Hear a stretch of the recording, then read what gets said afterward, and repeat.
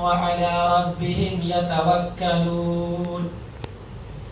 محترم معزز سامعین کرام، عزیز ساتھیو، آج کی اس مبارک نشست میں نے اس درس کے لیے جس عنوان کا انتخاب کیا ہے وہ عنوان دراصل قرآن مجید کی ایک آیت کریمہ کا میں نے انتخاب کیا، اور وہ آیت کریمہ سورہ انفال کی ہے، سورہ نمبر 8 سورہ انفال اور آیت نمبر 2۔ اس آیت کریمہ میں اللہ تبارک و تعالی نے اہل ایمان کی 3 صفت کو ذکر کیا ہے، اور بتایا گیا کہ مومن کے اوصاف کیا ہونے چاہیے، اور ایک مومن کی زندگی میں کن کن صفتوں پر عمل کیا جائے اور کن کن صفتوں کا حامل ہونا چاہیے، اور کن کن صفتوں پر چلنے سے اللہ تعالی راضی اور خوش ہوتا ہے اور ان کے لیے جنت کا وعدہ فرمایا ہے۔ تو اس سلسلے میں باتیں بہت ساری ہیں، لیکن میں صرف مختصر چند منٹ آپ کے سامنے لوں گا اور اس آیت کریمہ کی تشریح اور ایک واقعہ 2 واقعہ پیش کر کے بات کو ختم کر دوں گا بس۔ اللہ تعالیٰ اس آیت کریمہ میں کیا بیان فرمایا؟ 3 صفت۔ پہلی صفت اللہ فرماتا ہے کہ مومن کون؟ اللہ خود مومن کی تعریف بیان فرماتا ہے اور مومن کے اوصاف ہے کہ مومن بندہ وہ ہے کہ جب ان کے سامنے اللہ تعالیٰ کا نام لیا جائے، اللہ کا ذکر کیا جائے، اللہ تعالیٰ کی عظمت اور ان کی بڑائی کو بیان کی جائے، اور اللہ عز و جل کی شان و شوکت کو بیان کی جائے، اس کی بڑائی کبریائی کا اظہار کیا جائے، تو اللہ کا نام سنتے ہی ان کے دل میں کپ کپی طاری ہو جاتی ہے، وجلت قلوبہم، ان کے دل تھرانے لگتے ہیں، اور ان کے دل میں ایک عجیب سی کیفیت طاری ہو جاتی ہے، کپ کپی طاری ہو جاتی ہے، ان کے بدن لرزہ طاری ہو جاتے ہیں، اور جسم کا ایک ایک حصہ رونگٹے کھڑے ہو جاتے ہیں اللہ کا نام سنتے ہیں۔ بتاؤ کہ آج وہ صفات آج مومن کی زندگی میں ہے مسلمان؟ کہ اللہ کا نام سنتے ہی ڈر جائے، دل میں کپ کپی طاری ہو جائے، جسم کے رونگٹے کھڑے ہو جائے؟ نہیں، ہزار بار سنتے ہیں۔ آج تو حال ہی مسلمانوں کا کہ اللہ نے سچ کہا قرآن مجید میں سورہ یوسف کی آیت میں، وَمَا يُؤْمِنُ أَكْثَرُهُمْ بِاللَّهِ إِلَّا وَهُمْ مُشْرِكُونَ، کہ مومن کا حال تو آج کے مسلمان کا حال تو یہ ہے کہ اللہ پر ایمان رہنے کے باوجود اکثر زیادہ تر لوگ شرک کا ارتکاب کرتے ہیں۔ تو مشرک کے دل میں اللہ کی اہمیت کہاں ہوتی ہے؟ اللہ کی عظمت مشرک کے دل میں نہیں ہوتا، ختم۔ اللہ کی عظمت، اللہ کی اہمیت اور اللہ تبارک و تعالیٰ کی کبریائی در خوف توحید بندے والے کے دل میں ہوتی ہے، مشرک کے دل میں نہیں۔ شرک اگر مشرک صحیح معنوں میں اللہ کی عظمت کو جانتا تو شرک کرتا ہی نہیں، ہمیں ہو رہا ہے نا۔ اس لیے تو اللہ قرآن مجید میں ایک اور مقام میں بیان فرماتا ہے، اس الفاظ کو اللہ تعالیٰ کئی بار دہرایا جملے کو، وَمَا قَدَرُ اللَّهَ حَقَّ قَدْرِهِ، اللہ اکبر، کہ ان ظالموں نے اللہ کی قدر نہیں کی جیسا کہ قدر کرنے کا حق تھا۔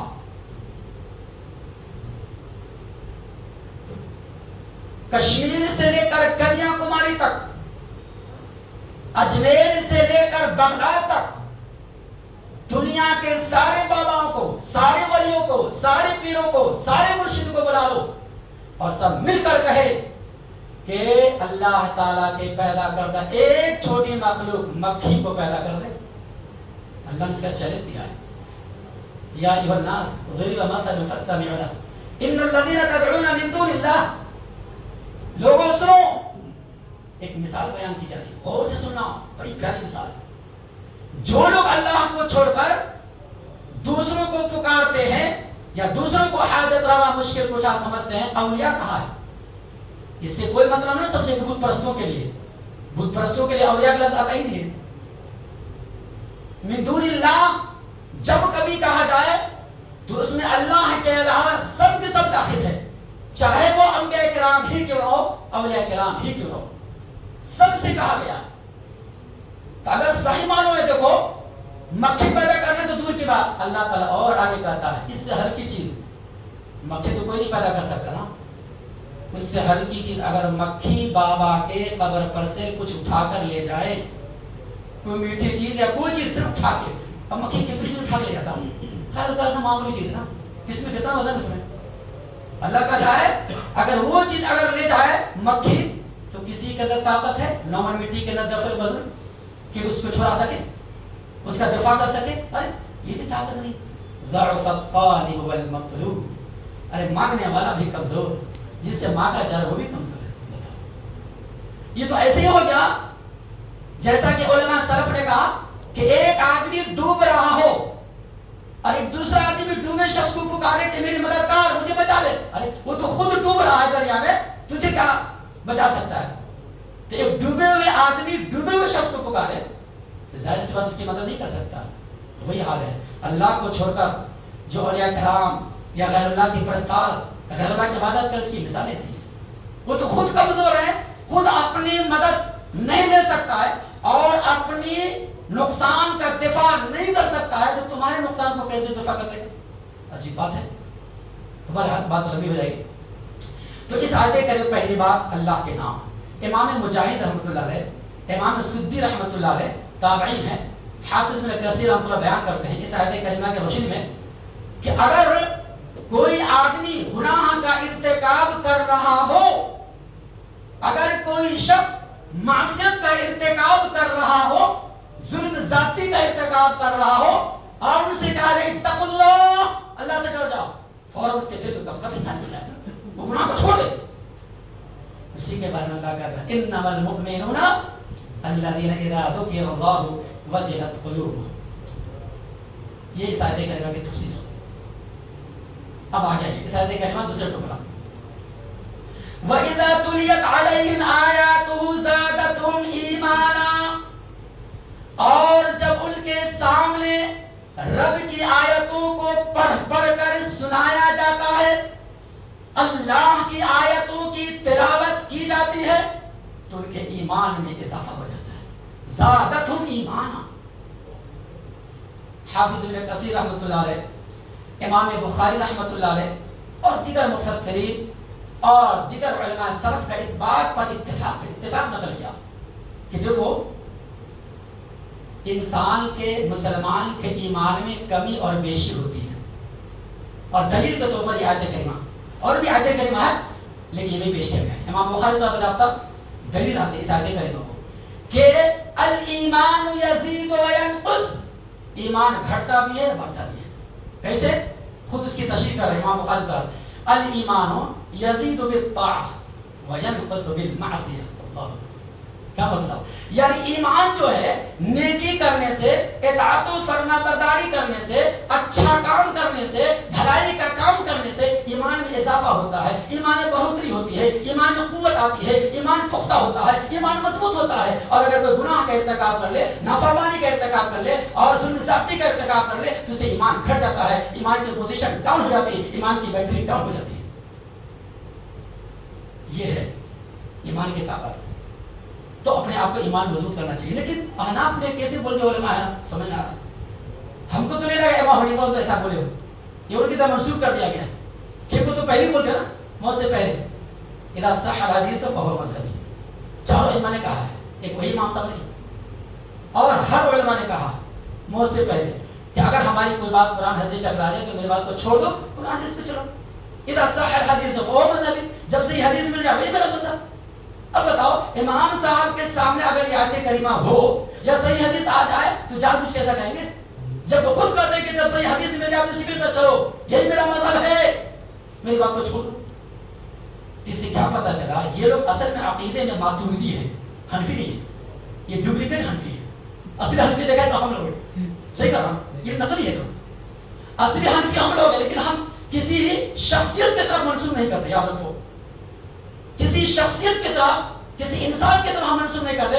اس لیے کہ ہم امام الانبیاء محمد رسول اللہ صلی اللہ علیہ وسلم کو ماننے والے ہیں، لہذا میں محمدی ہوں اور محمدی کہنے میں ہر مسلمان کو فخر ہونا چاہیے. ہم امام الانبیاء کی طرف نسبت ہے. ہم کو کسی شخصیت کی طرف، کسی ذات کی طرف، کسی انسان کی طرف، کسی امت کی طرف ہم انتساب نہیں کرتے، ہم منسوخ نہیں کرتے. بہرحال تو اس آیت کریمہ میں یہ بتایا گیا کہ قرآن کی تلاوت سے، اللہ کو یاد کرنے سے ایمان میں اضافہ ہوتا ہے. نمبر 3، اللہ آگے فرماتا ہے وَعَلَىٰ رَبِّهِمْ يَتَوَكَّلُونَ. مومن بندے وہ ہوتے ہیں جو صرف اپنے رب پر بھروسہ کرتے ہیں. اللہ پھر توکل اللہ کی ایک الگ اہمیت اس کی الگ فضیلت. اب اس کی تشریح کروں تو 2 گھنٹہ 4 گھنٹہ بھی لگ سکتا ہوں.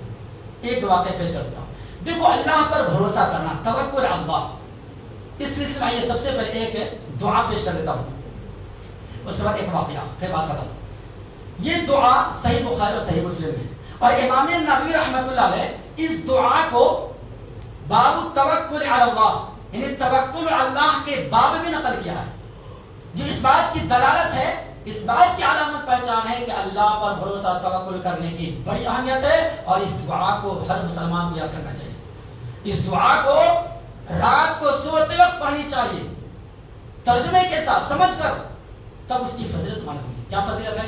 پہلے حدیث سنیے. حدیث کرائی براء بن عازب عن البراء بن عازب رضی اللہ عنہ قال قال لي رسول الله صلى الله عليه وسلم اذا اتيت مضجعك فتوضا وضوءك الى الصلاه ثم شقه على الايمن فقل هذه الدعاء اللهم لك اسلمت نفسي ووجهت اليك نفسي ووجهت وجهي اليك اللهم اسلمت نفسي اليك ووجهت وجهي اليك وفوضت امري اليك والجأت ظهري اليك رغبة ورهبة اليك لا ملجأ ولا منجأ منك الا اليك اللهم آمنت بكتابك الذي انزلت وبنبيك الذي ارسلت فإن مت على فطرة الاسلام. اللہ, یہ دعا یاد کر لو, اگر یاد نہیں تو یاد کر لیں, اور جن کو یاد ہے وہ انشاءاللہ پڑھ لیں, اور رات کو ڈیلی سوتے وقت پڑھا کریں. صحیح بخاری کے بعد براء بن عازب رضی اللہ عنہ کہتے ہیں کہ رسول اللہ صلی اللہ علیہ وسلم ایک دفعہ ہم کو یہ دعا سکھا رہے تھے. کہہ رہے تھے اے براء بن عازب, جب رات کو سونے کے لیے جاؤ تو سونے سے پہلے نماز جیسی وضو کر لو. اس سے پتہ چلا باوضو رہنا مستحب ہے, ہمیشہ فرض کے درجے نہیں, نہ کوئی فرض واجب کچھ نہیں, لیکن ہمیشہ باوضو رہے تو اچھی بات ہے, ثواب ملے گا. ہمیشہ باوضو رہنا چاہیے. اکثر کس کا وضو ہوتا ہے, ہمیشہ وضو ٹوٹتے رہتا ہے, گیس خارج ہو گیا, کچھ سے کچھ ہو گیا, بیماری زیادہ, سب کمزور ہے. بہرحال تو کہا گیا کہ نماز جیسی وضو کر لو جب سونے کے لیے جاؤ. اس کے بعد سونے سے پہلے جتنے اذکار ہیں, جو جو ذکر ہے یا دعا حدیث سے ثابت ہے, وہ سب کے سب اذکار دعا وغیرہ پڑھ لو, یہاں تک کہ اللہ بسم کا اموت وحیا یہ بھی پڑھ لو. پڑھنے کے بعد سب سے آخر میں, لاسٹ میں اس دعا کو پڑھو, اور پڑھ کر دائیں کروٹ دائیں پہلو سو جاؤ. کیا دعا پڑھو؟ پہلے دعا سے دیجیے, دعا بھی تو بتایا, دعا ترجمہ سے دیجیے. اللہم اسلمت نفسی الیک, اے اللہ میں اپنے نفس کو تیرے حوالے کرتا ہوں. اللہ اکبر. اے اللہ میں اپنے دل کو, اپنے دھڑکن کو, اپنے نفس کو تیرے حوالے کرتا ہوں, تیرے تابع کرتا ہوں, اس لیے کہ جیسے تو جسم کا مالک ہے ویسے ہی میرے دل کا بھی مالک ہے. جیسے تو ساری کائنات کا مالک ویسے میرے دل کی دھڑکن کا اور رگ رگ کا مالک تو ہی ہے. اس لیے اے اللہ میں تیرے حوالے اپنے نفس کو کرتا ہوں. ہمارا یہ نفس برائی کی طرف نہیں جانا چاہیے. ان النفس لامارۃ بالسوء. اللہ اکبر. یہ نفس ہے نا, نفس امارہ ہمیشہ برائی کی طرف لے جاتا ہے, برائی کی طرف اکساتا ہے, گناہوں کی طرف لے جاتا ہے. یہاں پر بندہ اقرار کرتا ہے, اللہ سے پناہ طلب کر رہا ہے کہ اے اللہ ہم نفس تیری طرف ہونی چاہیے. ووجہت وجہی الیک, اور میں اپنے چہرے کو تیری طرف کرتا ہوں. وفوضت امری الیک, اور اپنے سارے معاملات کو تیرے سپرد کرتا ہوں. سارے معاملات فوض سپرد کرنا, ہمارے جو بھی کام ہیں, دن کے کام ہو, رات کے کام ہو, صبح کے کام ہو, شام کے کام ہو, لیل نہار جو بھی ہے, یہ سارے کے سارے معاملات میں تیرے حوالے کرتا ہوں, تیرے سپرد کرتا ہوں. وَأَلْجَأْتُ ظَهْرِي إِلَيْكَ, اور اپنے پیٹھ کو تیری پناہ کی طرف لے جاتا ہوں. یعنی تیرے پشت پناہ میں آنا چاہتا ہوں. رَغْبَةً وَرَهْبَةً إِلَيْكَ, میں تجھ سے امید کرتے ہوئے, تجھ پر بھروسہ کرتے ہوئے, تجھ سے ثواب کی امید رکھتے ہوئے, اور تجھ سے ڈرتے ہوئے. دیکھو رغبت کے معنی ہوتا ہے امید, ثواب کی امید, لالچ, اور رہبہ کے مطلب ڈرنا, خوف. یہ دونوں چیزیں, اور ایمان اور عبادت تین چیزوں کے مجموعے کا نام, جسے پہلے بتایا. محبت خوف اور امید، یہ تینوں چیز ہونی چاہیے، تب وہ عبادت ہے۔ تو بہرحال رغبتا و رہبتا الیک، میں اپنی رغبت تیری طرف کرتا ہوں، تجھ سے امید رکھتا ہوں اے اللہ، تجھ سے ڈرتا ہوں۔ لا ملجأ ولا منجأ منک الا الیک، تیرے علاوہ کوئی جائے پناہ نہیں اور تیرے علاوہ کوئی جائے ٹھکانہ نہیں، دو چیز نہیں، یعنی تیرے علاوہ کہیں ہم کو نجات نہیں مل سکتا، کہیں ہم کو چھٹکارا نہیں مل سکتا، اس لیے کہ اگر تو ہم کو نہیں بچایا، اگر تجھ سے ہم کو چھٹکارا نہیں ملا عذاب سے، جہنم سے، تو دنیا والا کون ہے جو ہم کو بچا سکے؟ کوئی نہیں بچا سکتا ہے، بچانے والا تو ہی ہے، عذاب سے چھڑانے والا تو ہی ہے۔ اللہ میں تیرے حوالے کرتا ہوں، ہم کو اپنے عذاب سے تو بچا لے، یہ دعا کر رہے بندہ، اللہ اکبر۔ اسی وجہ سے رسول اللہ صلی اللہ علیہ وسلم ہمیشہ اپنی قوم کو، امت کے لوگوں کو، اپنے خاندان کو، رشتہ داروں کو، سب کو اللہ کے عذاب سے ڈراتے تھے، اللہ کا خوف، اللہ کا ڈر پیدا کرتے تھے کہ ڈر جاؤ، ایک دن آئے گی قیامت کے دن، یہ مت سمجھنا کہ امام الانبیاء محمد رسول اللہ صلی اللہ علیہ وسلم تمہارے خاندان کے، تمہارے رشتہ دار ہے، تمہارے قبیلے کے، تو بچا لیں گے کیا؟ عجیب بات، قرآن کیا اتر گئی سورہ شعراء کی، وَأَنذِرْ عَشِيرَتَكَ الْأَقْرَبِينَ، اے میرے پیغمبر آپ اپنے رشتہ داروں کو، خاندانوں کو ڈرائیے، اور سب کا نام بھی لے کے بتاتا، اللہ اکبر۔ کبھی صفیہ کا نام لے جو نبی کی پھوپھی ہے، کبھی اپنی لخت جگر فاطمہ کا نام لے رضی اللہ عنہا، کہ اے فاطمہ انقذی نفسک من النار لا اغنی عنک من اللہ شیئا، کہ اے فاطمہ بنت محمد صلی اللہ علیہ وسلم، تم اپنے آپ کو جہنم کے آگ سے بچا لو، میں تجھے کام آنے والا نہیں۔ آج کا مولوی پیر بابا کیا بولتا ہے؟ ڈرنے کی ضرورت نہیں جہنم سے، میں بچا لوں گا، ہاں میں تجھے بیڑا پار کر دوں گا، میں جنت پہنچا دوں گا۔ دیکھو بھائی امام الانبیاء سے بڑھ کون اللہ کا ولی ہو سکتا؟ جب وہ نہیں بچا رہے کسی کو، تم کہاں سے بچاؤ گے؟ یہ ایمان کا دھوکہ ہے، شیطان کا بہت بڑا دھوکہ ہے۔ بہرحال اس کے بعد آگے کہا گیا اللہم آمنت بکتابک الذی انزلت، اے اللہ میں نے ایمان لایا اس کتاب پر جو تو نے اپنے نبی پر اتارا ہے، یعنی قرآن مجید پر، قرآن پر ایمان لایا، اور نبیک الذی ارسل، اور تیرے اس نبی پر ایمان لایا جس کو تو نے بھیجا ہے، یعنی آخری نبی محمد رسول اللہ صلی اللہ علیہ وسلم پر ایمان لایا۔ چنانچہ یہ دعا جب براء بن عازب رضی اللہ عنہ سن لیے، دیکھو کتنا حافظ ذہن مضبوط رہا، دماغ کتنا تیز ہے، ایک بار سنی یاد کر لیا، تھوڑا سا مسٹیک ہو گیا، اب وہ بھی پتہ نہیں جان بوجھ کے کیے کہ دھوکے سے، معلوم نہیں۔ جب اللہ کے نبی نے کہا کہ اے براء بن عازب یہ دعا مجھے سناؤ، ریپیٹ کرو، کیا دعا مجھے بتاؤ۔ چنانچہ جب سنایا گیا تو آخر میں یہاں پر وَبِنَبِيِّكَ الَّذِي کی جگہ پر وَبِرَسُولِكَ الَّذِي کر دیا، صرف رسول، حالانکہ اللہ کے نبی بھی تھے، رسول بھی تھے، دونوں تھے نا، لیکن نبی کی جگہ پر صرف رسول کہہ دیا تو اللہ کے نبی کیا بولے؟ نہیں ہے، رسول یہاں پر یہ نبی ہے، تو غلطی بولے، یہ مت بولو نبی الذی بولنا۔ دیکھو ایک معمولی سی چیز دعا کے اندر آگے پیچھے گھوٹالا برداشت نہیں ہے، جائز نہیں اسلام کے اندر۔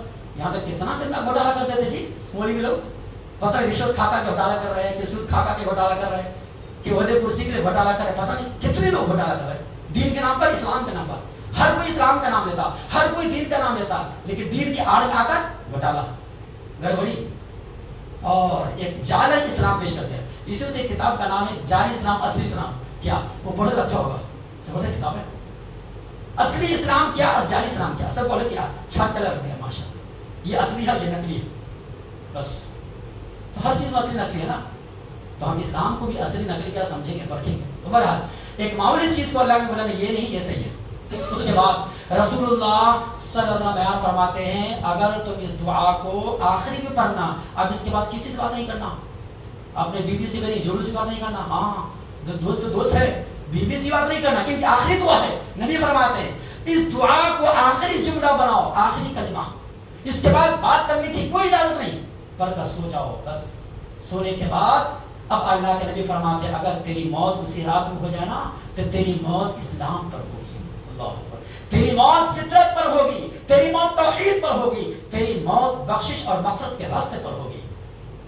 اور اگر تیری موت نہیں ہوئی، صبح تک زندہ رہا اللہ کے فضل سے، تو تو سارے کے سارے بھلائی کو پالے گا، سارے خیر کو پالے گا، اللہ اکبر۔ دیکھو اس دعا کے کتنے فضل ہیں۔ اب اس سلسلے میں یہ دعا میں بہت سارے مسئلے بھی ہیں، بہت سارے فائدے کے بعد پہلا فائدے کی بات تو یہ ہے کہ رات کو باوضو سونی چاہیے، یہ بھی ایک مستحب عمل ہے اور ایک فضیلت والا عمل ہے۔ ایک دوسری بات وضو کی فضیلت کیا ہے وہ بھی معلوم ہوا. تیسری بات رات کو آخر وقت سونے کی کیا تو وہ بھی معلوم ہوا.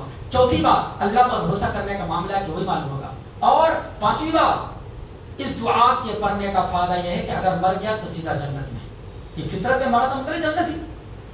اور چھٹی بات اگر نبی مر اللہ کے فضل زندہ رہا تو صبح تک سارے کے سارے بھلائی خیر کو پالے گا. یہ اتنے سارے فائدے ہیں اس دعا پر ہیں. تو اللہ پر بھروسہ کرنے کا ایک فائدہ تو یہ دعا کے ذریعے سے کہ ہم اس دعا کا اہتمام کرنی چاہیے. اس کے بعد اب ایک واقعہ پیش کر دیتا ہوں، سلف کے اقوال ہیں. تقریباً امام احمد بن حنبل رحمۃ اللہ علیہ کے زمانے میں ایک بادشاہ تھا جو خلق قرآن کا قائد تھا. خلق قرآن کا مطلب ہوا قرآن مخلوق ہے.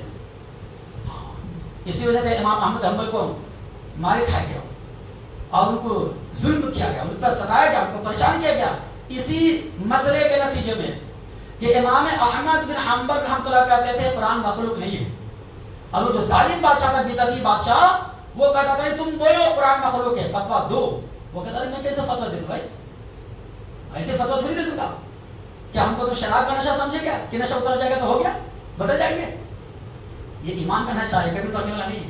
مر کے دم تک قائم ہے، یہاں تک کہ تین بادشاہ سے مار کے اللہ کوڑے برسائے گے. مشہور بات ہے، آپ سب جانتے ہیں، تفصیل میں جانے کی ضرورت نہیں. اسی خلق قرآن ہی کے تعلق سے. تو چونکہ اس زمانے میں بصرہ کے ایک محدث تھے جن کا نام ہے مسلم بن عفان. کیا رکھنا، مسلم بن عفان رحمۃ اللہ علیہ. بصرہ کے بڑے محدث تھے. لوگ آتے ان سے حدیث سیکھتے تھے، درس حدیث سن کر جاتے تھے، دنیا والوں کو پھیلاتے تھے. کہ ایک دفعہ کی بات ہے، وہی ظالم بادشاہ بدعتی آ کر کہا، جلادوں کو بھیجا کہ اے مسلم بن عفان، ان سے کہہ دیا جائے کہ قرآن کو مخلوق ہونے کا فتویٰ دو. تو بولے کہ نہیں میں نہیں دیتا. اب چونکہ بادشاہ کی طرف سے ان کو ماہانہ وظیفہ ملتا تھا، وظیفہ، اس سے پتہ چلا وظیفہ کا دور صحابی کے دور سے، مہینہ کا وظیفہ جو دعوت تبلیغ کا کام کرتے ہیں داعی مبلغ، اس کے لیے. تو بہرحال تو ماہانہ اتنا کا درہم وظیفہ ملتا تھا. مسلم بن عفان کو پتہ چلا، کہنے بڑی یہ تو فتویٰ غلط ہے، ہم قرآن کو مخلوق کیسے مانیں، نہیں مان سکتے، غلط بات ہے، تم جو چاہ کر لو. یہاں تک کہ بادشاہ کی طرف سے دھمکیاں ملی. کہا گیا کہ اگر تم فتویٰ نہیں دو گے یا نہیں مانو گے کہ قرآن مخلوق ہے، یعنی قرآن پیدا کی چیز نعوذ باللہ، جبکہ قرآن اللہ کا کلام ہے، یہ اللہ کی صفت ہے، اور اللہ کی صفت مخلوق نہیں ہوتی. اللہ کا کلام مخلوق نہیں تھا. مخلوق جتنے سب کے سب فانی ہو جاتے ہیں، سب ہلاک و برباد ہو جائیں گے قیامت تک، کوئی باقی رہنے والا نہیں. لیکن اللہ کا قرآن یہ اللہ کا کلام ہے، یہ مخلوق نہیں ہے، یہ کبھی فانی نہیں ہو سکتا. ہم نہیں بول سکتے، ہم فتویٰ نہیں دے سکتے، غلط بات ہے، الٹا سمجھایا. لیکن بدعتی بادشاہ کو غصہ ہے، ناراض ہوا، کہا فتویٰ نہیں دے رہا ہے. چنانچہ ان کو دھمکی دے اور کہا جائے گا آج کے بعد سے تمہارا ماہانہ وظیفہ جو اتنا ملتا تھا مہینے کا بند ہو جائے گا. 9 سال میں بس تنخواہ نہیں ختم. تو مسلم عفان نے کہا ہے تم کس کو دھمکی دے رہے ہو، کس کو کہہ رہے ہو؟ کیا پیسہ کے لالچ میں کیا ہم اپنے مسلک ایمان عقیدے کو بیچ لیں؟ جاؤ، ہمارے تم کیسے پیسے کی ضرورت نہیں ہے، جوتی کے نوک پہ رکھتا ہوں، چلو ہم کو نہیں چاہیے. ہم قرآن سے سودا نہیں کر سکتے، ہم اپنے ایمان کا سودا نہیں کر سکتے، ہم اپنے دین کا توحید کا سودا دنیا کے لالچ نہیں کر سکتے. ارے دنیا چند دنوں کی زندگی ختم ہو جائے گی، مرنے کے بعد قیامت کے دن جان آنا، رب کے پاس پہنچنا، وہاں کیا جواب دینا؟ وہاں بچنے کا کون راستہ ہے؟ کیا تم بچا لو گے؟ اللہ اکبر، میں نے وظیفہ بند کر دیا، بال بچے ہو گیا، کیا کھا، اسی پہ سارا زندگی گزرتی. بہرحال تو لوگوں کو، کچھ لوگوں کو پتہ چلا، ان کے شاگردوں کو، ان کے ماننے والے کو، متبعین کو، کیسی سی بات ہے، حضرت کا معنی وظیفہ بند ہو گیا ہے، بڑا مسئلہ آ گیا. تو اللہ نے ان کے دل میں رحم ڈالا ہے، لوگ جمع ہو گئے. اللہ نے کیسے بھیجے؟ دیکھو، جس کا ایمان، جس کا بھروسہ اللہ پر ہوتا ہے نا، اللہ غیب سے مدد کرتا ہے. قرآن نے کہا نا وَمَن يَتَوَكَّلْ عَلَى اللَّهِ فَهُوَ حَسْبُهُ، جو اللہ پہ بھروسہ کرے اللہ اس کے لیے کافی ہے. دنیا والے راستہ بند کر دیے، اللہ نے آسان راستہ کر دیا. لوگ آئے اور آ کر کہنے لگے حضرت ہم کو معلوم ایسی سی بات ہے کہ آپ کا ماہانہ وظیفہ جو ملتا تھا بند ہو گیا. بولے ہاں بند ہو گیا. چلیے گھبرانے ضرورت نہیں ہے، آپ اپنا کام جاری رکھیں، دین کی خدمت کرتے رہیں، جو جتنا وظیفہ مہینہ ملتا تھا اس کا ڈبل ہم لوگ دیں گے مل کر. چلیے لیجیے کام شروع کیجیے. اللہ اکبر، اس طریقے سے اللہ کی مدد آئی. تو بہرحال توکل اللہ، اللہ پر بھروسہ کرنے کا سب سے بڑا فائدہ یہ ہے کہ اللہ تعالیٰ غیب سے مدد کرتا ہے. اللہ کسی کو بھوکا نہیں رکھتا ہے، اللہ کسی کو پریشان نہیں کرتا ہے. کہیں نہ کہیں سے کوئی راستہ اور کوئی انتظام کر دیتا ہے جس کے ذریعے سے سکون کے ساتھ اطمینان کے ساتھ وہ زندگی بسر کرتا ہے. یہ چند باتیں جو میں نے بولی انشاءاللہ پھر باقی وقت پھر کبھی بیان کیجیے. اللہ سے دعا کرے اللہ تعالیٰ تمام مسلمانوں کے دین کی صحیح سمجھ اور نیک عمل کی توفیق عطا فرمائے. آمین یا رب العالمین.